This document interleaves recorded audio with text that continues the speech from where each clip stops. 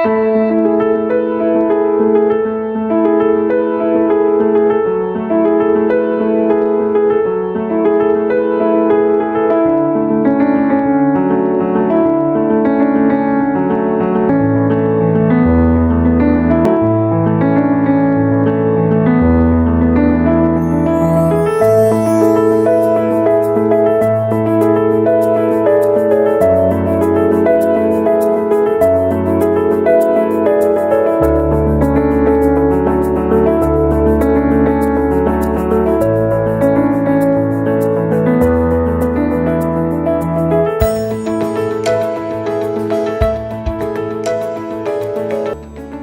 guys, and welcome once again to an interesting season of Failure Accha Hai, a mini video series wherein we are talking to some leading entrepreneurs, investors, and celebrities about how to face failure in their life and use failure as a stepping stone towards success.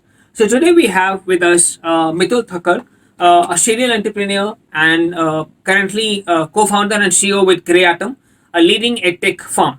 So, hi Mitul, Hi, thanks so Satish. much for giving us time for this video series. So, why don't we start with understanding what has been your journey so far? Absolutely. So, first of all, thank you, Satish, for having me here. So, my background, it's a pretty interesting background. So, I'm an engineer myself. I've done my master's in computer science from State University of New York, and then I used to work for Yahoo at Silicon Valley. And that's where I basically learned the power of true engineering, that how computer science can change people's life. Post that in 2013, I moved back to India, started this company called Customer 360. It was into customer engagement SaaS platform for enterprises. Learned a lot, built a team from 4 member to approximately 45 members in no time, and built a solid product that got acquired in 2.5 years by this company called Interactive Intelligence. They are listed on NASDAQ. So they really like the product, they really like the team, and they acquired us. Post that, the journey was very interesting. So once we got acquired by Interactive, within 6 months, Interactive Intelligence got acquired by Genesis. So I was actually part of two acquisitions back to back. Post that, I again took some time off, went back to school, started looking at a lot of trends in education, what is happening, what is upcoming, and decided to start a startup into an education learning space where we can help people get employable in emerging tech, and that's what Greyatom is into. Awesome. And for Greyatom, we have raised 2 rounds of funds so far, again from the institute, and we have approximately 50-member team sitting in Mumbai. So that's the background. Nice. Okay. So that's been an interesting journey. If you look back, what have been your two major milestones or few major milestones, both personally and professionally? So let's start from personal first, right? So the milestone for me is honestly reaching where I am today. So Sure. my background, a lot of people don't know, but I have failed twice in engineering. I basically I don't know why I did engineering, to be very honest. And honestly, I'm from vernacular medium, so after like till 10th, I was like non-English, super conscious, not at all confident kind of a guy. Wow. When I was sitting in my first job in Sintel, which was an IT company, and they recruit practically anybody. So I had to basically, for my first, after 2 months of training, I had to present what I learned. And in front of 50 people, I couldn't even speak a single word. So that's where I was personally. But that was a turning point as well. You learn from your failures. So I actually went back and I said that this is not how it is going to be. I took English speaking classes at the age Wow. of 23. Wow. And from then on, everything really turned on, and this is where I am. So honestly, the position where I am, some people see me as a role model. Some people, I'm able to actually make difference in some people's life, and confidently trying to build something meaningful. So honestly, this is the biggest milestone Interesting. in my That's really life. inspiring. Yeah. And professionally, honestly, the space we are in, it is truly meaningfully changing people's life. We have like many such cases where people, one instance, people, a guy coming from Assam, no economical background, basically have never have an exposure of things. Again, fresher from engineering, and within a year of doing the program and taking some basic experience, now is working at WeWork Wow. as a data scientist and making approximately 18 to 20 lakhs an annum. Wow. So there are some many such success stories. So I'm able to make such meaningful impact in the career of people. I think that's a milestone. Interesting. That's interesting. But then, as they always say that no journey in life is complete without roadblocks, right? Absolutely. And I think that is what we want to focus here. That Absolutely. what were the kind of roadblocks that you faced, and what impact these roadblocks made on you, and how did you counter them, right? To move Absolutely. ahead. So we'll talk about maybe just two major roadblocks or incidents from your life, where you almost faced that you're failing. You're Absolutely. almost breaking apart. And during those two incidents, be it personal or be it professional, what you went through, and how did you kind of experience, what were your experiences during that time, and what did you think helped you to move forward? Absolutely. So, for this series, I would like to keep it more professionally. That what Sure. all roadblocks I face. So there are honestly two instances I would like to quote here, basically, which I feel was definitely a turning point or a larger learning, which is not for just me but for whole entrepreneurs, right? I mean, all entrepreneurs who are listening this. The number one thing is we basically when we started Customer 360. Honestly, we started when, in fact, even when I was in US, right? I mean, we started building this product that okay, Customer 360, the engagement channels, started building a lot of features. We spent 16 months. I mean, 1 year, 4 months in building the product, building the ideas, building different features, and then basically we spoke to our first customer. That is after 16 months, Wow. 1/6 basically, right? And just imagine the amount of fund we had exhausted by then, basically, right? And what we realized is that when we went to the customer, frankly, 80% of the things which we had built were not needed by them, basically, right? And if you look at the whole chronology, the we had just raised the seed round, and I was almost staring at the end of the fund. Basically, I was almost staring at dry cash in my bank account, and I had V2 to build, basically, right? So that is like one of the rookie mistake. It's like you basically read a lot of books, 0 to 1, how to scale up, Yeah. but some people, like, they have to go through the experience, and many of us, right? I mean, you have to go through the experience. Extreme tough time. Never knew what we need to do in that case. However, we sail that. The second incident is super connected with that. As I said, 16 months sitting in the conference room building the products which customer doesn't want, and then you basically again go back and, like, reprioritize. Now you are staring at the end of funding, basically, right, where you don't have funds anymore. You basically, what you do, right, you are looking at drying the cash in like next 4 months. So the second roadblock is we are sitting on the month where this is a practically last month of salaries we have for the people, basically. We don't have we are talking to few people on a serious front. There is no serious conversations which is happening there. And you don't know what to say. I mean, you don't know how to tackle that situation, basically, right?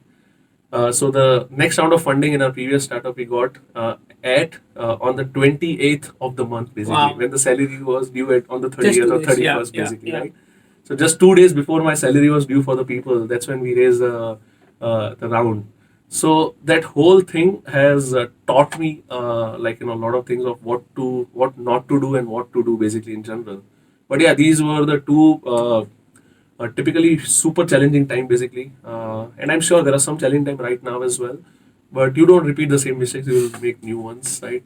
But yeah, I mean, these were like some key failures slash challenges which we had faced, and I definitely want to share that how what are certain principles which I have built within me as an organization that will at least ensure that we don't do these kind of mistakes So again. why don't we just go straight away jump to that? So if you can Absolutely. just talk about, how did you, what was the kind of mental makeup that you had to go through, to Yeah. pass on these phases, and as you said, what are the learnings and the principles that you established that okay, I will not, so that you do not repeat the same mistakes. Absolutely. So I think I would really like to go back to 101, because these days I meet some of the entrepreneurs, and I genuinely feel that they are making those same 101 mistakes, which could have been avoided very easily, right? So number one thing is that there is nothing is bigger than your customer. It's as simple as that. I mean, identifying that customer's pain point and not sitting in the conference room, but spending time with that customer, you basically understand what exactly is the pain point of that customer, and then build the solution around it. So product is not the product which you build in the conference, but the product is the product which you build after understanding the customer's pain point, and you probably need just one or two features in order to be successful. You don't Right. need 20 features. Right. So at Greyatom, what we did was, before we started building our product G Labs or anything else, we actually started a community called Datagiri. This was purely to start interacting with these learners and start positioning ourselves as a credible player in the market. And that's when we started interacting with hundreds and hundreds of potential learners who wanted to pivot, who wanted to get into the data science as a career or emerging tech as a career. And we understood their problem, that why the current solutions are not feasible, or why they are not approaching MOOCs or online learning. And we really abstracted those learnings, and then we started building the product. Right. So today also I ensure that I am talking to my active learners which are part of the program. I spend 30% of my time talking to customers, that what they need, what is the potential things they are looking out from the program, and that way I can stay ahead from the competition, right? So I think it's extremely important to take the validated approach rather than building anything on the Right. assumption, basically, Right. right? That is number one thing. The number two is a lot of entrepreneurs think the funding is the end goal, basically, but funding is truly not. And this is how it works, right? I mean, that it's a relationship game. I mean, it is not a transactional game where you just go and just come out with yes and no. It is so the biggest mistake I did in the previous company was looking at investors or VCs as a transactional people, and they are going to come back with their answers yes and no, basically. I think it is more about relationship, where you really need to because they are from, trust me, they are smart people. They are absolutely intellectual people, and they are seeing probably 100 people like us every day. Right. So they have a lot of learning. Right. So when they say something, I think we need to really keep a close eye, and we need to keep our ears open. So the point is that you as an entrepreneur have to always keep investing in the strategic relationship, basically. This relationship which may not give you answer today, this relationship which may not give you any result today, but you can validate your approach from them. You can keep them informed, and you can eventually, when you are in need, you can always go and ask for whatever you're looking for. And the overall funding or the strategic thing happens based on the relationship and your progress. So number one thing is, of course, validated approach with the customer, and number two is that you really have to invest in the strategic relationship. Right. These things will always help you stay afloat. Awesome. Awesome. Mitul, they say that fighting failure is in a way fighting your own preconceptions and fears, right? So how did you strengthen yourself during your challenging situations? I understand the professional learnings, right? Yeah. But then how did you strengthen your own mental makeup? What were the things that you decided to do, or what all you went through in that phase, and how did you overcome those phases? Absolutely. So I think it's very, very important as an entrepreneur to really go back to zero. So whenever you have challenging situation, it's very important for you to go back to zero and genuinely ask the question that why are you doing this, right? I mean, whatever you have started, why Right. did you started that, basically, and try to map that day zero vision with what you are doing currently. Right. And see whether that journey has been taken via customer feedback or via just that organically you have reached to that journey, basically. So probably the answer is in the doing the basic validation within yourself, that okay, whether you are, whatever journey you have made is the right journey or not. Secondly, I think it's very important to have a super awesome support system. If you don't have that, like co-founders, for an example, I mean, honestly, they are like your support system. They are like your family. So openly discussing, going to them, talking to them, sitting with them, again charting down all the challenges and the challenges you are facing. I think that is going to just help you a lot. So in my opinion, that entire support system is extremely critical for any entrepreneurs, co-founders, team, extremely important. And when I was leaving from when I was about to start my first company, leaving from US, I met a very interesting entrepreneur, and the first advice he gave me is that have a co-founder who can lift you when you are down, and you can lift him when he's down, Right. basically, because you are going to have downtime for Right. sure, basically, Right. right? Right. And trust me, there is, like, whether it's a first time or second time or a third timer, there is always going to be a downtime. Yes. So that having that support system is the number one thing. The second thing is that I always believe is that have a very open discussions with all the stakeholders, whether that's investor, whether that's your customer, or where. So whenever there is a there is something which you see is about to fail or there's challenges, I think be very very open about what you are facing, because they probably have seen multiple cycles and they could actually help you. They are there to help you. Trust me. So yeah, having a mentor, co-founders is extreme must in my opinion in these competitive environment. I think yeah, that's some. So, Awesome. so if I I think one of the last questions is any other messages that you want to leave for the entrepreneurs, since you also have been a mentor to few entrepreneurs, you helped few organizations to scale up. What are the kind of fears that they normally go through? I mean, what you might have kind of observed. Absolutely. So one of the common thing which I see in the entrepreneurs first timer specifically, that they have fear of launching or fear of talking, basically. They always feel that if I have these 20 features, then my product is ready. If I have like I can talk to customers only when I have something matured, basically, right? So I think that is absolutely not true. I think the number one thing you need to really do is before you do anything, go and talk. I mean, that fear of launching, as an entrepreneur, if you have fear, you don't mean to be an entrepreneur. I think you should just go and validate that. That is number one thing. Number two is we genuinely have a bias towards our thinking always, basically. So if you have feedback from investors, from customers, you tend to ignore it in the passion what you have, which is understandable. But at the same time, unlearning what you were thinking for the product and learning from the people who are actually going to use the product is what is going to make you successful. Awesome. So having this unlearning capability as an entrepreneur Right. is a key. Yes. And then basically again building up on your on initial hypothesis is what is going to make a success or a failure. And third is truly do iterative approach. I mean, just Right. launch, go in the market, have a very quick validation, come back. So in general, there is customer value proposition is it's truly a very powerful word which Right. all of us should be on top of it always. Right. And that is, I think, going to make success or failure for you. Awesome. Awesome. I think that was quite interesting and valuable nuggets from you, Mitul. So, thank you all for being with us. And till then, we'll meet you in the next episode. So, goodbye from Satish Kataria, your Pathfinder coach.